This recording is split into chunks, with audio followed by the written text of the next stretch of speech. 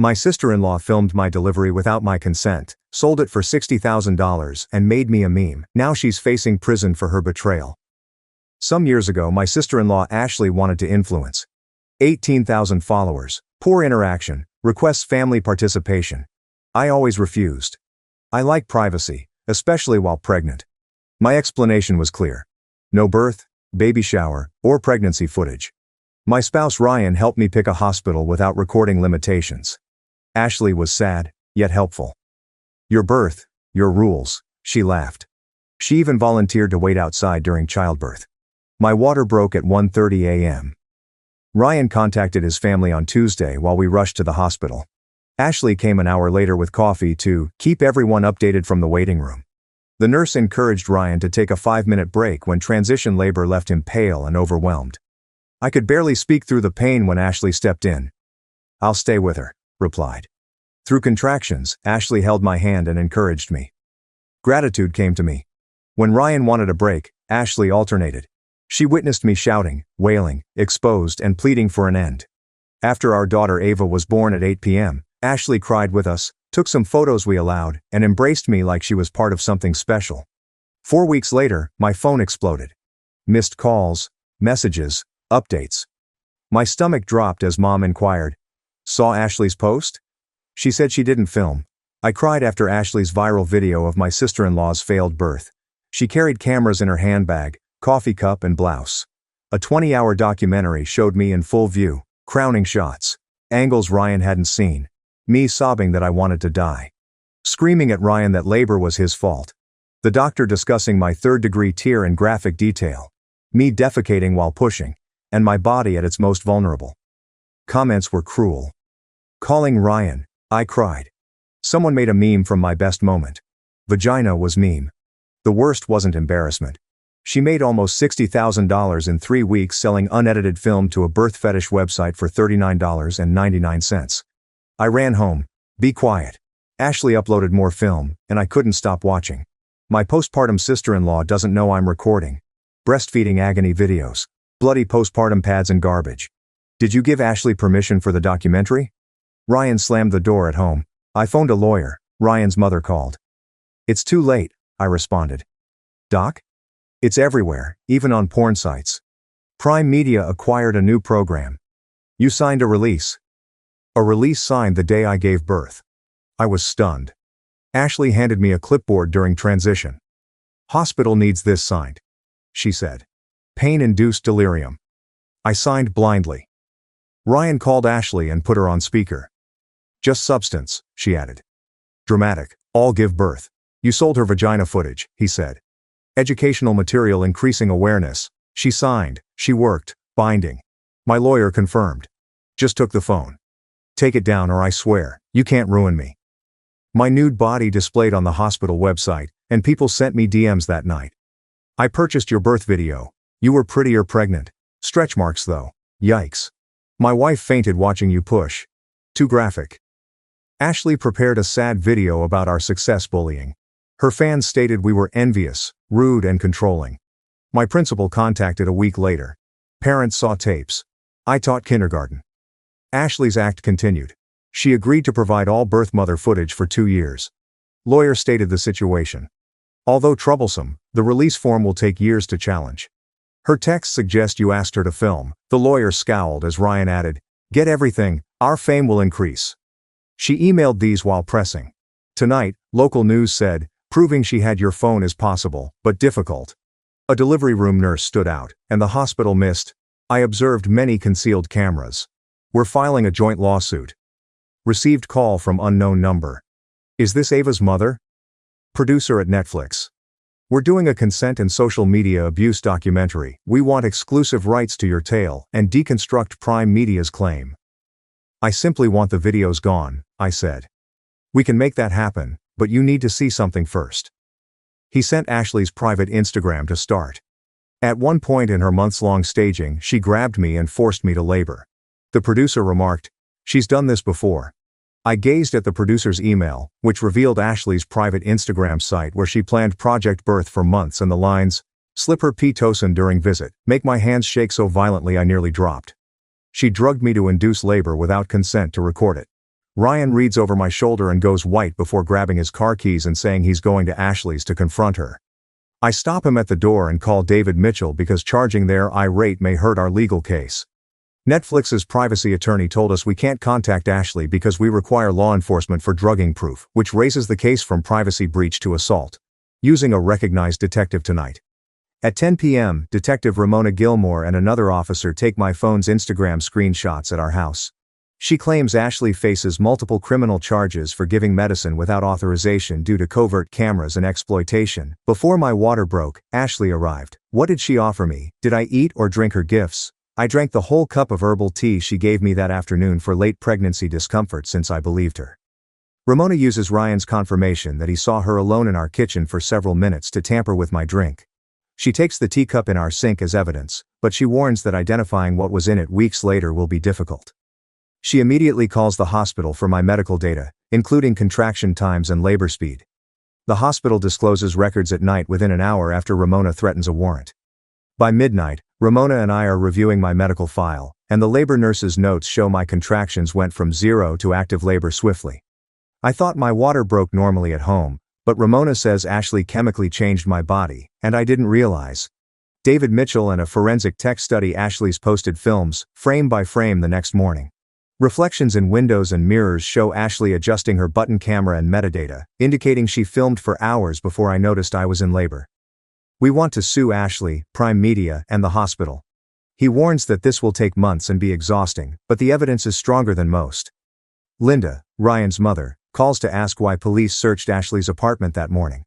In response to the producer's claims of drugging, premeditation, and past victims, Linda is puzzled and defensive, saying Ashley wouldn't drug someone until Ryan wants to see her Instagram posts. After a long silence, Linda begs for proof to understand what her daughter did. We email her screenshots, and an hour later she calls crying, saying she had no idea Ashley could deceive and violate. She promises to help with the investigation, but I can hear her sorrowful realization that Ashley is a predator. After executing the search warrant, they confiscated 3 laptops, 2 phones, a tablet, and 6 cameras inside Ashley's home around daybreak. The forensic tech found folders, which made Ramona pause. Ashley gained money abusing weak or preoccupied ladies who didn't notice cameras. I uncovered 2-year-old medical crises, sensitive moments, and intimate procedures in dozens of folders grouped by women's names. She sedated ladies at hospitals, clinics, and dentists to upload, negotiate, and seek fetish website content. My hands shook so much I put Ava in her cot. Ramona was attempting to identify the other victims, but many folder names were first names or nicknames. Some females may never discover they were recorded. Because I was connected, Ashley chose me. Ryan arrived home early from work and saw me staring at my phone with Ava crying because I forgot to burp her. He held the baby and listened to my Ramona recitations. When I recommended 2 years of victims, his face turned gray. His sister had made no terrible mistake. An hour later, David reported that the judge granted his emergency plea to block Ashley's bank accounts by midday, freezing the $60,000 she made from my footage until the criminal case was resolved. David requested Prime Media cease showing Ashley's show immediately with an injunction. Prime Media's attorneys fought it out within hours, arguing Ashley signed a contract, and I signed a release. The criminal investigation changed everything. The court scheduled a hearing the next week to determine if Prime Media's contract was fraudulent. David appeared pleased when he said corporate stonewalling usually failed when misconduct was demonstrated. Prime Media's contract was voided by duress or false claims. Ryan's mom phoned that night with a sorrowful voice. Police examined Ashley's conduct over time. Linda, crying, asked whether Ashley could be helped. Ryan clenched his jaw but softly said Ashley wasn't sick. She calculated. The Instagram post demonstrates her thorough preparation for 2 years. Linda stopped, then sought the evidence to stop defending a stranger. The next Tuesday, I had a 6-week postpartum hospital visit. Walking through those automatic doors squeezed my chest, making breathing difficult. Ashley abused me in these corridors, and the staff ignored Emily's warnings. Emily saw me outside the OB office in the corridor, thinner than I remembered and wearing loose scrubs like she'd lost weight from worry. I agreed with her nervous but determined voice and posture. Down the way was an empty consulting room with a desk, 2 seats and healthy pregnant posters. Emily apologized as she closed the door, sounding practiced. She recorded every hidden camera, every complaint to her boss, and every hospital administrative dismissal that day, saving her nursing notes, suspicious recording emails, and Ashley's button camera photos. Emily was placed on administrative leave after speaking to the news, informed she breached patient privacy by discussing my case publicly, but she had everything backed up at home and was eager to testify about the hospital's complete failure to protect me. Her voice trembled as she apologized for not removing Ashley from the room or calling security. Emily offered to connect me to the hospital's patient advocate, but she warned me she usually sided with the institution. The hospital seemed to take patient relations seriously in the advocate's office, a corner room with windows facing the parking lot and nice furnishings. The middle-aged woman in a blazer with a frozen grin directed me to sit and apologize for my situation. She promised policy review but didn't report. She stood up, handed me a business card, and said all future contact must go through the hospital's legal department. Unfortunate situation, instead of violation. Reviewing protocols, instead of failure. Emily brought me back to the elevator, apologizing for the meaningless chat. She warned me, but the hospital's rejection was devastating. Security came before videoing my birth. James Thompson wrote formally 2 days later. David's dream was the hospital administrator's defensive, dismissive, and documented response. The hospital claimed it followed all regulations and had no suspicion of illicit taping, but it wouldn't address Emily's concerns or explain why they posted my birth on their website without permission. David smiled as he read it, noting that stonewalling often wrecked defendants in court. This letter would look terrible when Emily testified about being suppressed. Juries hated organizations that covered up apparent mistakes. David immediately subpoenaed all hospital communications about my birth, administrator emails, staff meeting minutes, and their decision to use my delivery for advertising, claiming the institution profited from my violation and failed to protect me. Ryan and I sat behind David at a large table facing the judge the following Thursday at the county courtroom as Prime Media's legal team packed the opposite side with 3 expensive suited lawyers. The wood-paneled formal courtroom was smaller than expected, with a bailiff at the entryway and a court reporter transcribing every Prime Media's senior lawyer declared my release form mandatory regardless of the circumstances, showing me my signature as proof that I was an adult who signed a legal document. David spoke quietly but forcefully. David showed the court my transition films while I was in agony and unable to speak. The judge grew shocked when she witnessed me yell and cry. She went forward and asked Prime Media's lawyer how anyone could say I understood what I signed in that state. Prime Media's lawyer erred by saying birth was natural, and I should have expected to be videotaped in a hospital since they were public places with lower privacy expectations. The judge interrupted him mid-sentence to explain healthcare procedures required informed consent, and hidden cameras were rare. Patients had a right to privacy in critical medical settings, so stating otherwise was absurd. She immediately granted our injunction, stopping Prime Media's broadcasts pending Ashley's criminal prosecution, and ordering Prime Media to store the film in the court for no alteration or distribution. David Mitchell clasped my shoulder as we left the courthouse, and I breathed for the first time in weeks. When Ashley's lawyer called David that afternoon, David said he had been contacted but refused to discuss a plea agreement until we had all the charges. Lawyers don't ask about plea deals when they can win. Later that evening, Ramona Gilmore verified that the district attorney was drafting an indictment for drugging, unlawful recording in a private location, multi-count exploitation of personal photographs, fraud connected to the fake release form, and perhaps more per Ashley's files on other. Ramona said Chandler Bright, the prosecutor, spent hours examining evidence and building something thorough. After weeks of impotence, the criminal case moved quickly.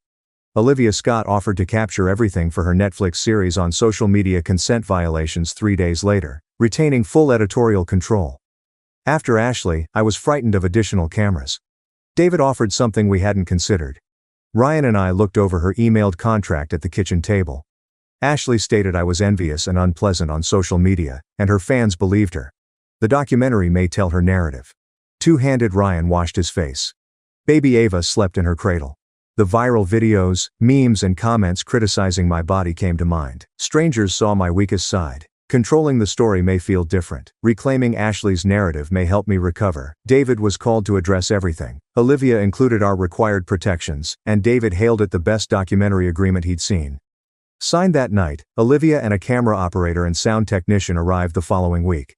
She sat up in our living room with calm, non-clinical lighting and asked us to tell what occurred.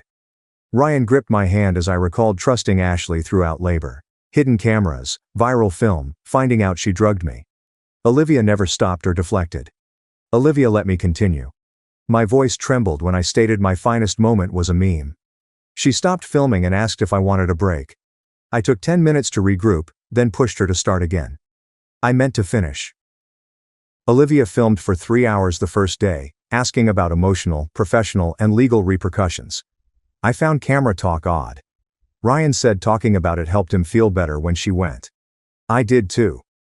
2 days later, Ramona contacted regarding Ashley's confiscated files. She found 3 other women's identities and footage like Ashley's of me. Samantha Lewis met with me. Ramona wanted to talk to another victim and gave me her name. Samantha's voice quivered when I called that afternoon. We organized a coffee shop appointment the next morning. I obtained a corner booth early. Samantha came 10 minutes later, nervously searching. Her hands trembled as she sat with tea she rarely drank and told me Ashley injured her. At 16 weeks pregnant, Samantha bled. Ashley, a doula, attended at the hospital. Samantha thought she was helping, but Ashley covertly recorded the miscarriage, Samantha crying, and the doctor informing her she'd lost the baby and sold it to a fetish website. 6 months later, someone recognized her and gave the link. Samantha apologized for crying.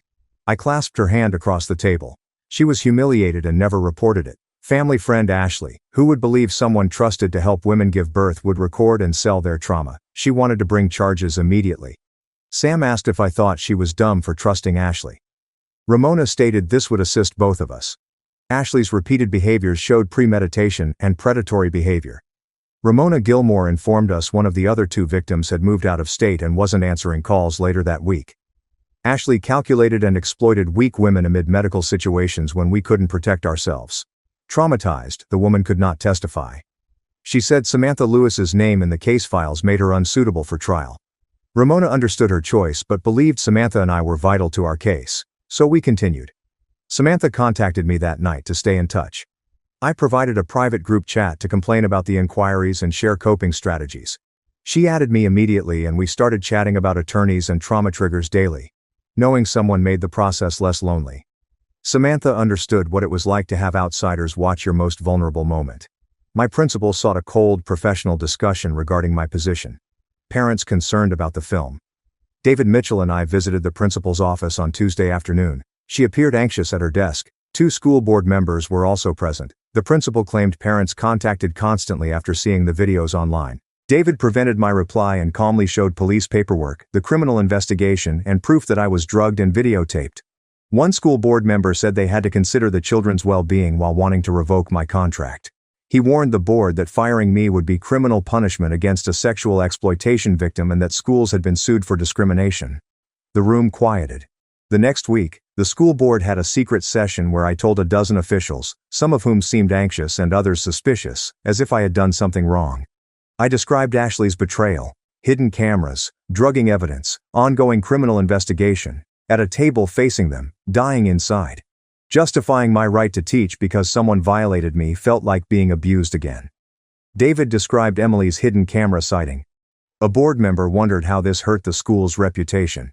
David said that punishing crime victims for being victimized would tarnish their image more than supporting a competent teacher. We waited 2 hours in the corridor while the board discussed. I heard garbled conversations through the door but couldn't understand.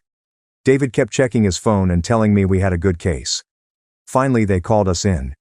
The board decided to end my administrative leave and return me to work. The principal seemed relieved and apologized for parents' responses, promising to write to them explaining I was a crime victim.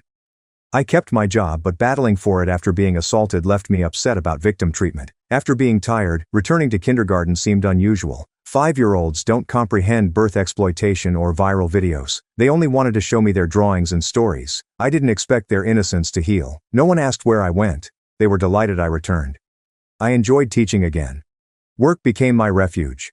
Legal issues and anguish departed that classroom every morning.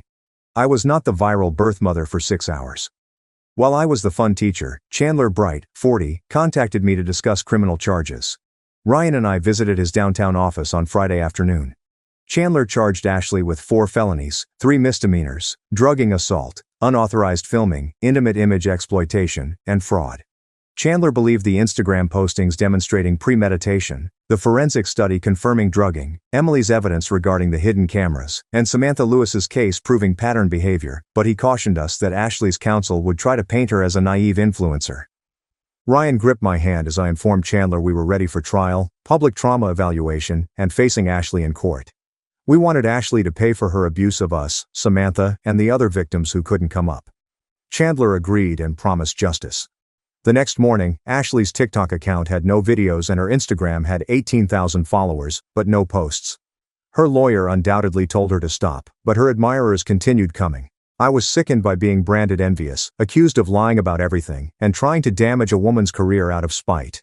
Someone even petitioned to dismiss charges. Samantha Lewis emailed me 5 minutes later about the hashtag. I told her I couldn't look, but she reminded me that proof, not online views, counts. Linda wanted to visit Ava that afternoon, her voice sad. Holding the phone in the kitchen, I felt oddly furious and empathetic. Part of me wanted to tell her no, that she raised someone who could poison me and video my birth, but another part remembered that she'd been working with Ramona Gilmore and seemed appalled by her daughter's actions. Ryan took my phone and talked to his mom, then said she deserved a chance. After losing her daughter to jail, she wanted to see her grandchild. I consented, but insisted on limits. She could see Ava but not hold her until I was ready. Ryan agreed and phoned his mom. Linda arrived Saturday morning with 2 gift bags and looked 10 years older. She placed the bags on our coffee table with trembling hands and red, swollen eyes. When she saw Ava in my arms, she cried and apologized, saying she missed the signals and never thought Ashley could be so mean.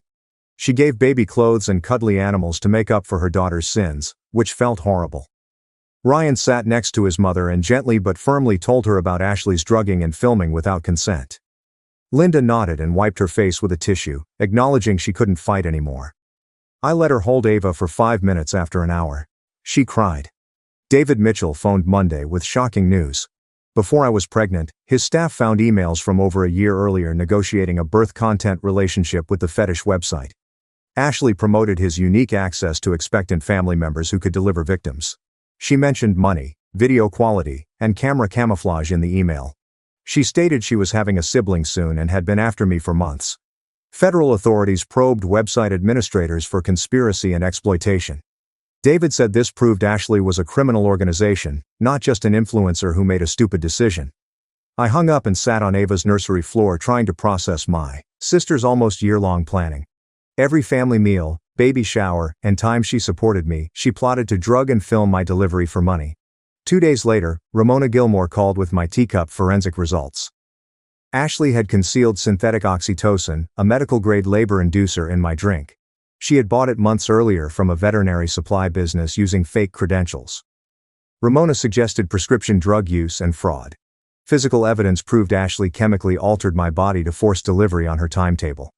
Ramona asked herself how someone could hurt someone, especially family, after this case began. Despite seeing many crimes in her career, this level of premeditation and treachery was unusual. Olivia Scott interviewed Samantha Lewis and me for a Netflix documentary the following week. Olivia asked how Ashley targeted vulnerable people in medical settings. Samantha told how Ashley was a doula and sold her sadness video.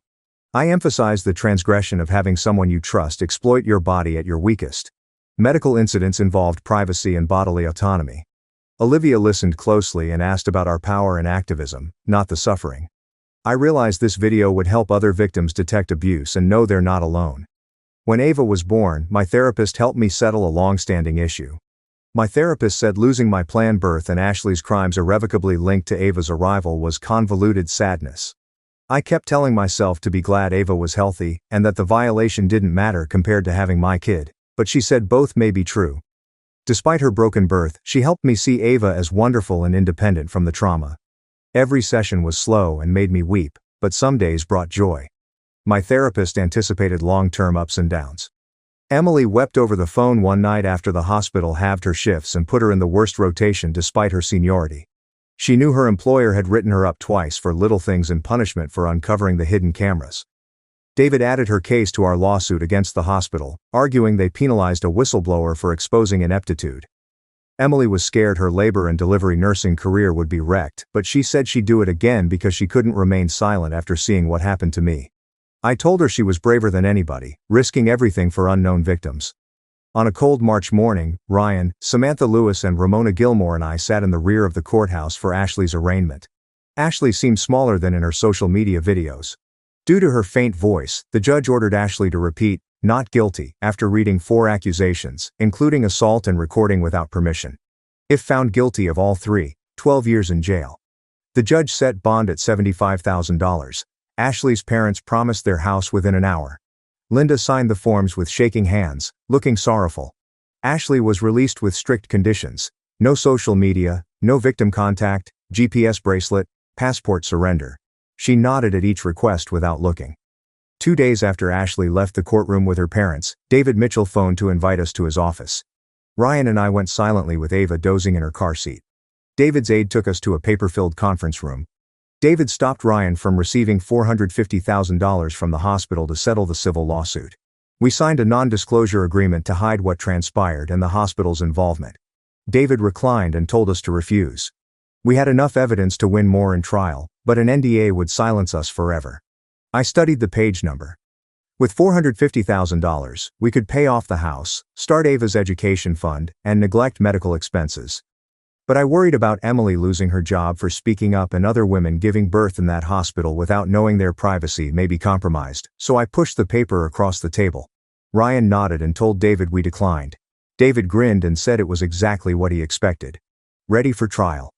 3 weeks later, David's paralegal brought hospital documents into his office for a discovery review.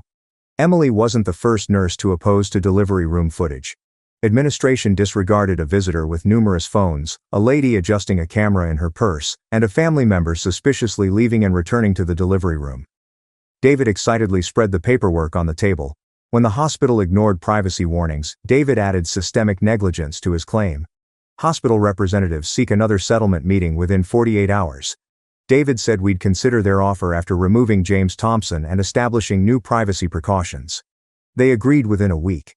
They knew a jury would punish them for valuing reputation over patient safety.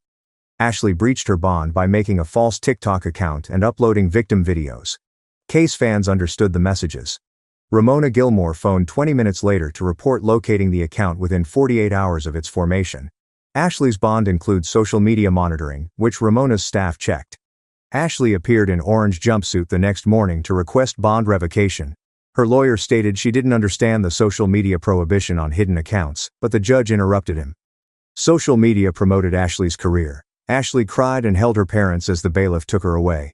Chandler visited us in his office to present a plea arrangement in which Ashley would acknowledge 2 crimes and drop the others after Ashley's arrest.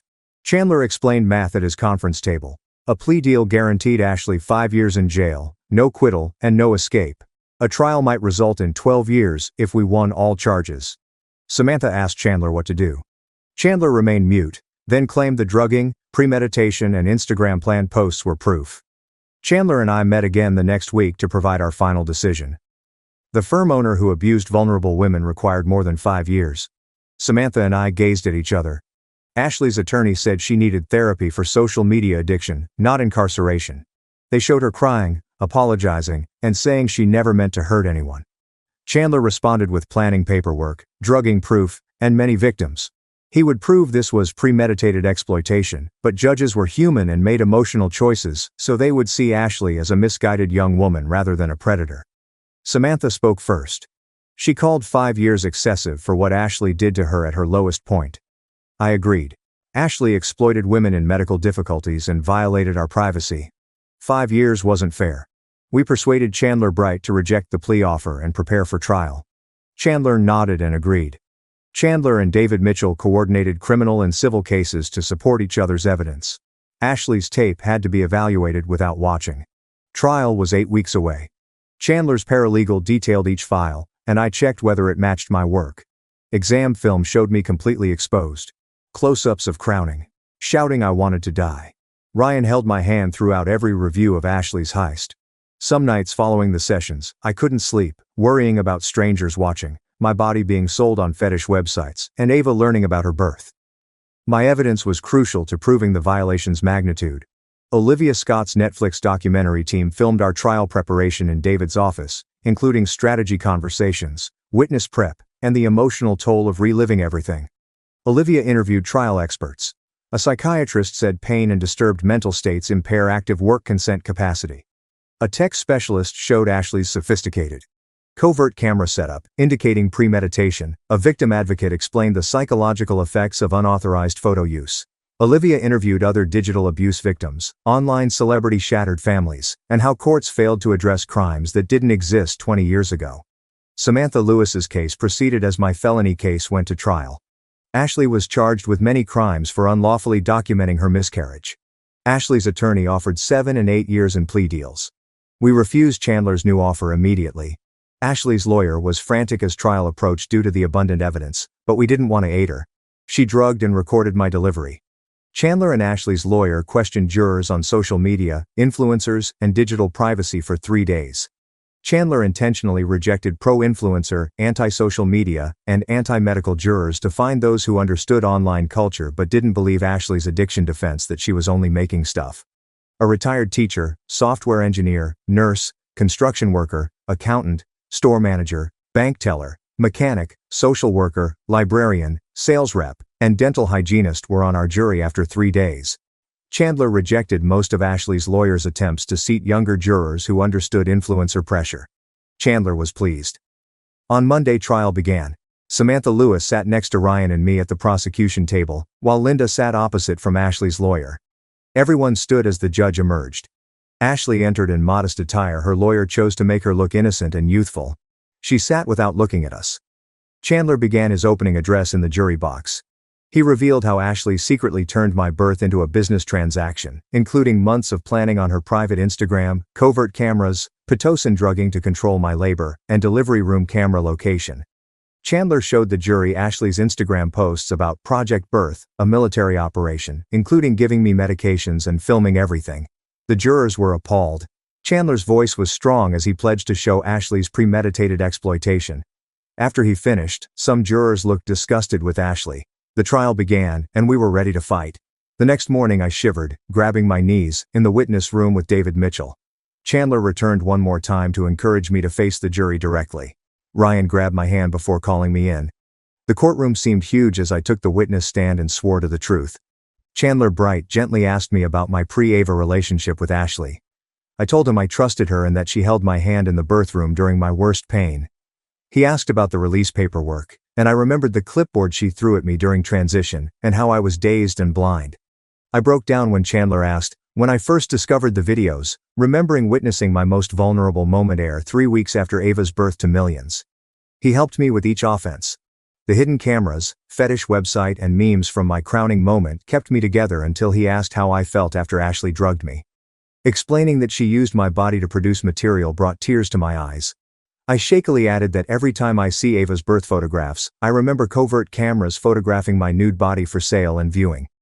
As the jury sat silent, Ashley's lawyer aggressively cross-examined me, accusing me of exaggerating the incident for sympathy. Brian Mitchell had prepared me, so I kept my cool and corrected each false statement with facts. I calmly explained that hidden cameras are there for a reason and that Ashley had offered to stay with me during a contraction. The lawyer accusingly asked whether I'd benefited from the publicity, if my social media following had risen, and if I'd gained money or prospects. I told the jury that becoming a meme while crowning is not beneficial. Strangers buying my vagina film is not an opportunity. I didn't want attention fighting to keep my teaching job since parents saw me at my worst. I'll never forget having my most vulnerable moment stolen and sold. No amount of following or attention can undo this. The lawyer asked more questions, but Brian's preparation was meticulous, and I wouldn't let him distort my words or diminish Ashley's conduct. I spoke the truth. My legs felt like rubber as I stepped down. Emily testified next, wearing a modest frock instead of her nurse garb and gripping her hands tightly. After 8 years in labor and delivery, Emily described Ava's birth with precision. Chandler asked Emily when she first noticed something odd. Emily said she saw Ashley change something on her blouse that looked like a camera lens, the coffee cup at a suspicious angle, and the pocketbook with a hole looking at me. After her supervisor dismissed her concerns, Emily's voice rose. The hospital administrator told her to focus on her job and avoid causing problems, but she argued that patients had a right to privacy during medical procedures. The front-row older lady juror shook her head in disdain as Emily described being silenced by institutional interests and watching a patient be raped while her concerns were ignored. Emily was sanctioned for speaking to the media and protecting a patient after the tapes went public. Chandler asked Emily whether she'd documented her fears, and Emily gave out a folder of time-stamped notes from that day listing each camera she'd seen and each time she'd tried to interfere. The evidence against Ashley and the hospital revealed medical personnel observed the infringement in real time. Samantha Lewis testified after lunch that she met Ashley at a pregnancy loss support group and that Ashley volunteered to be her doula during the miscarriage to help people through difficult medical conditions. Sam broke down as she recounted the 16-week miscarriage, its physical and mental anguish, with Ashley holding her hand and promising to assist. 6 months later, Samantha was sent a link to a fetish website selling her miscarriage tape. The jurors were horrified when Samantha told Chandler about her and my hidden cameras, sensitive medical times, violation of trust, sale to fetish website, and fraudulent permission claims.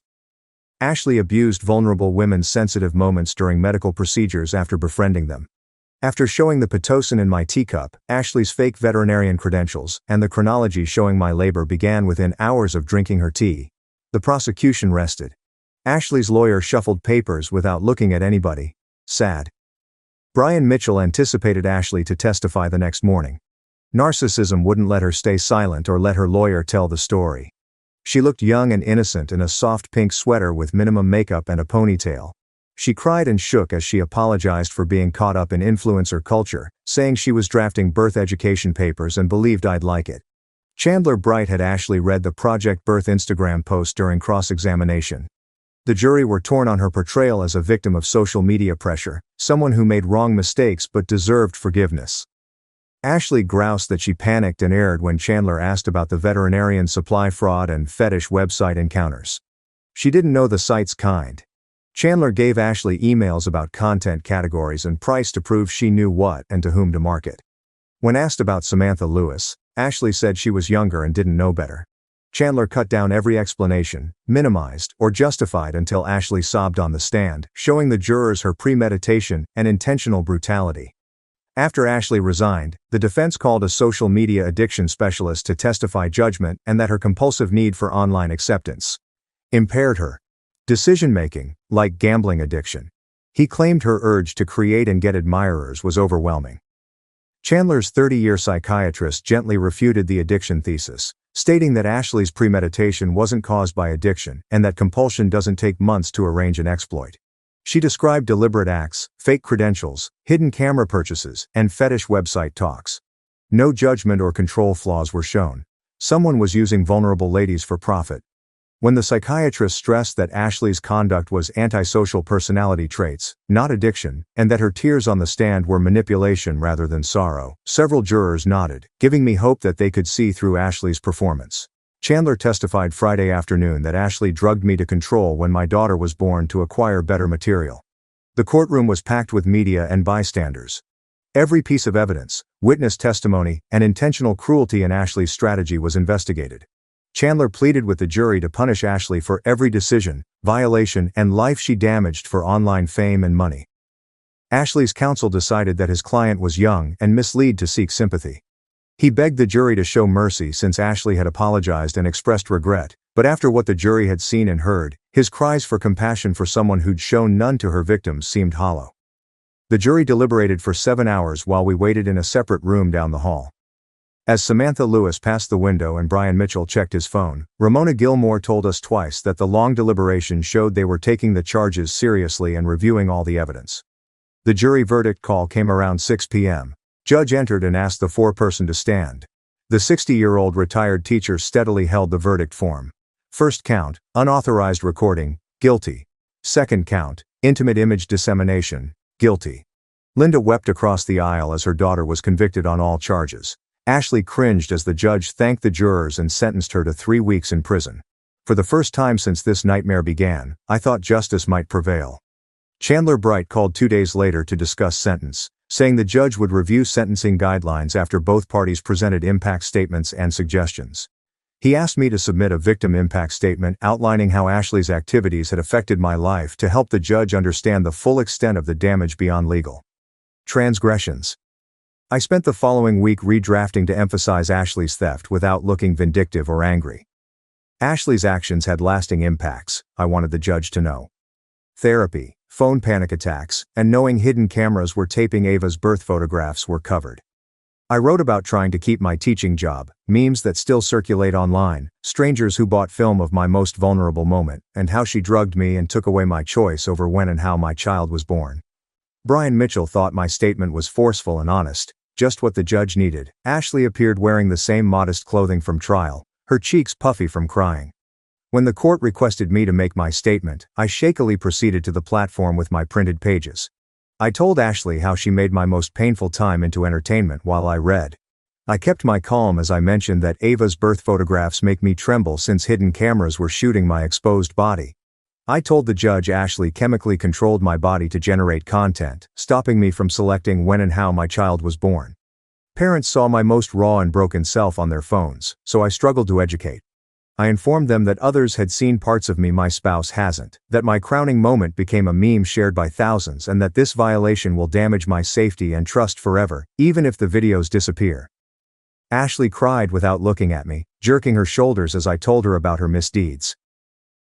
Samantha Lewis then took the stage to discuss the 16-week loss, shivering but strengthening. Ashley disguised herself as a doula to secretly record her biggest loss, which she rediscovered 6 months later on the same fetish site, watched people buy, and experienced her suffering. Samantha disclosed medical trauma, treachery, and pregnancy loss profiteering as the judge moved closer, apparently worried. Samantha stared at Ashley after finishing and hoped jail would teach her that suffering isn't content. The courtroom was quiet as Samantha returned to her seat beside me and I held her hand while the judge checked her notes. The judge spent many minutes reviewing sentencing guidelines and Brian Mitchell's evidence binders.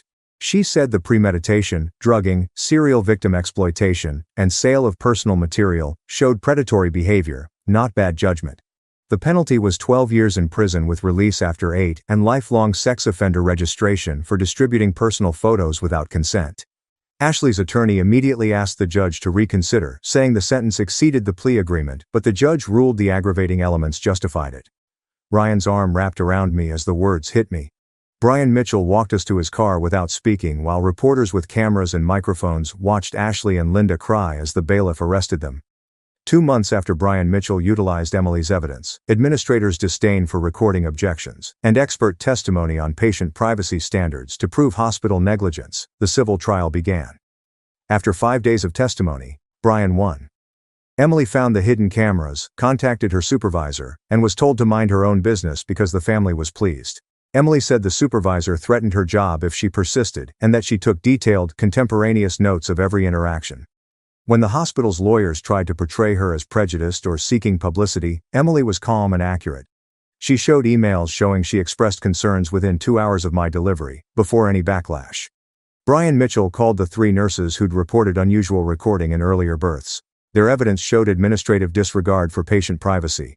The hospital administrator rejected Emily's concerns and seemed uncomfortable when Brian asked why family dispute trumped patient safety.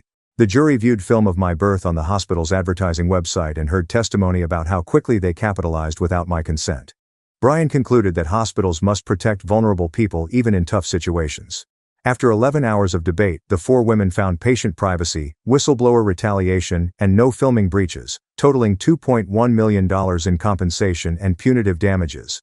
Emily received $400,000 for career loss and revenge, and Brian Mitchell wasn't concerned when the hospital's attorneys appealed immediately. He said the evidence was overwhelming, and the jury's verdict supported.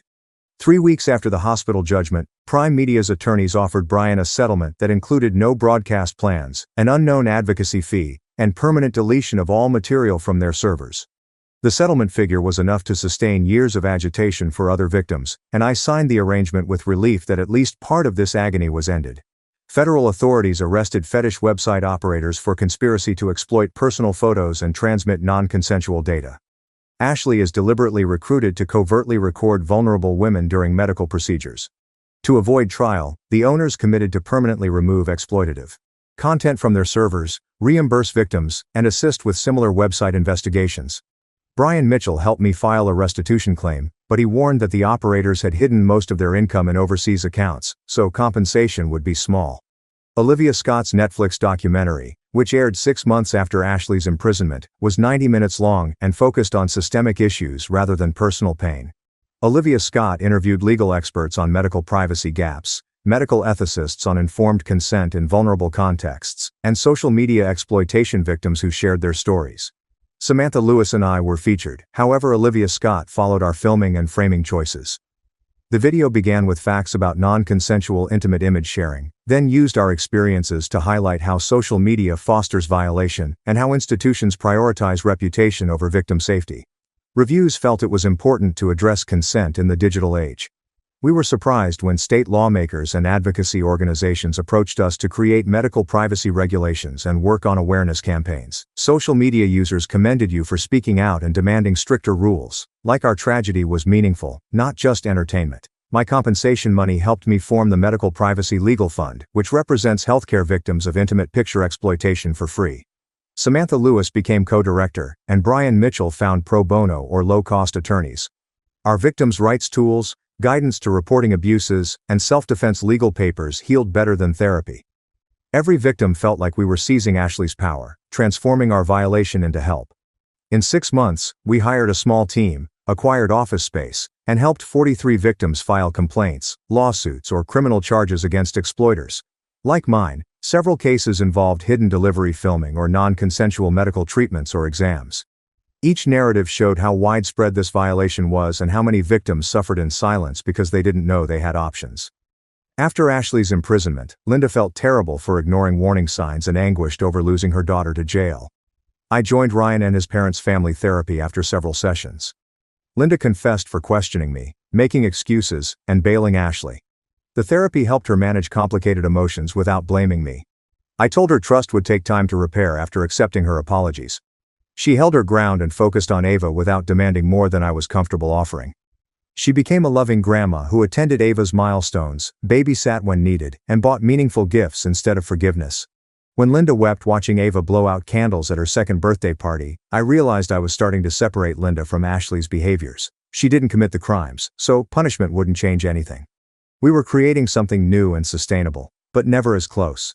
After reading about the whistleblower retaliation case, the nursing director hired Emily to work at a nearby hospital with strong patient advocate policies and a reputation for taking privacy violations seriously.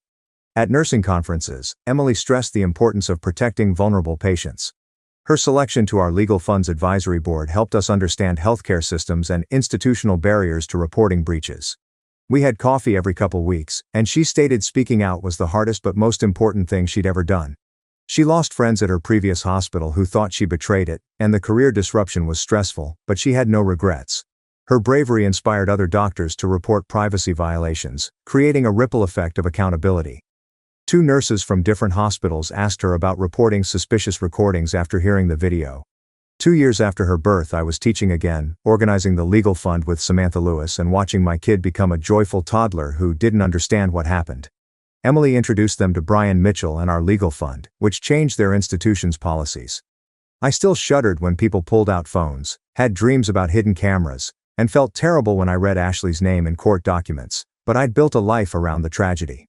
Our legal fund helped over 200 victims in 2 years, and our documentary influenced 4 state laws. Emily taught nurses nationwide about patient privacy. Ryan and I had grown closer through everything, and after such a violation, we wanted another child and the personal sacred experience we'd been denied. Switch hospitals, tighten limitations, and believe our birthroom visitor instincts. I smiled back as Ava grinned from her blocks. I learned that healing isn't about erasing or denying the violation altered me. Although part of me will always be in that delivery room wondering how someone I trusted could betray me so completely, I should build something meaningful from the wreckage and go forward.